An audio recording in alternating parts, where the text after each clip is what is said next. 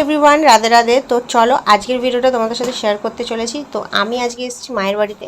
ঠিক আছে, মায়ের বাড়িতে সকালবেলা এসেছি সবে। মা ব্রেকফাস্ট দিয়েছে হচ্ছে ছোলার ডাল আর রুটি।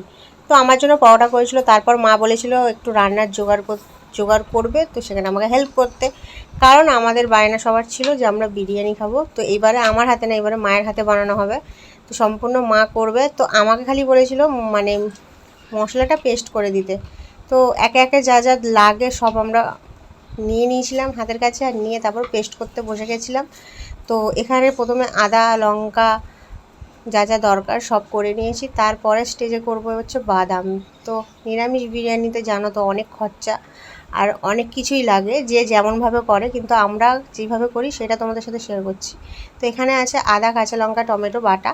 তো এইটা পেস্টটা আলাদাভাবে করে নিয়ে তারপরে আমরা করব হচ্ছে গিয়ে বাদাম বাটা।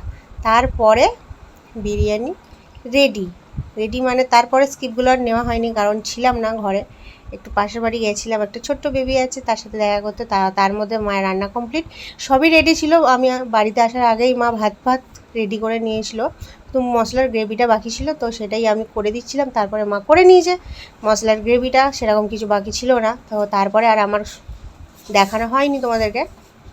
মশলার গ্রেভিটা করার পর মা এখানে সোজাসুজি দম দিতে বসে গেছে, মানে সাজাচ্ছে। তো প্রথমে ভাত দিয়ে দিল, তারপরে মা দেবে হচ্ছে ভাজা আলু পনির তো খুবই ভালো লাগে বিরিয়ানিতে। আর তার সাথে দেওয়া হবে হচ্ছে সোয়াবিন। কিন্তু আরেকটা কথা, পনির আমরা কেউ সেরকম ভালোবাসি না, শুধু আমার ছেলেটাই খেতে ভালোবাসে।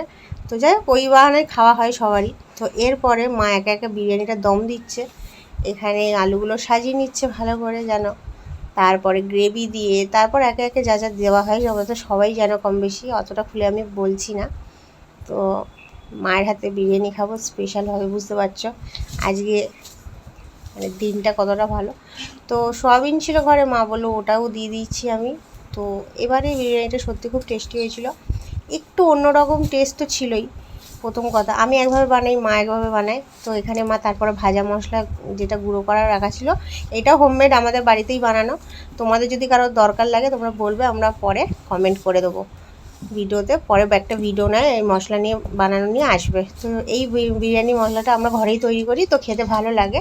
তো এরপরে যে এই যে বাটাটার যে গ্রেভিটা আমরা দিচ্ছি, এর মধ্যে খালি মা দিয়েছে হচ্ছে কাজু বাদাম চালমগজ পোস্ত। ঠিক আছে, এই তিনটেই মা ইউজ করেছে। কিন্তু এখানে অনেক কিছু দেওয়া যায়, অনেকেই দেয়, যেমন কাঁচা বাদাম, সাদা তিল, যে যেমনভাবে ইউজ করে। তার সাথে এখানে টক দইও আছে।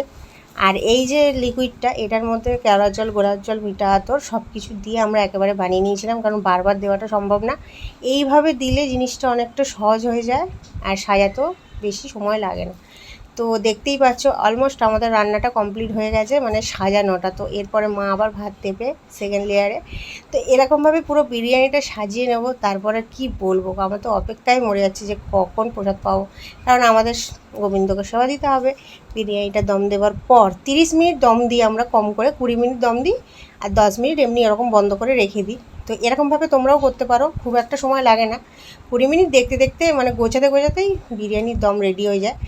তো বন্ধুরা, মা তো সাজিয়ে নিচ্ছেই, এবার বিরিয়ানিটা দমে দেবে। তো তোমাদের ভিডিওটা কেমন লাগলো অবশ্যই কমেন্ট করবে, আর নেক্সট পার্টটা দেখার জন্য আমার পাশে থেকো। টাটা, রাধে রাধে।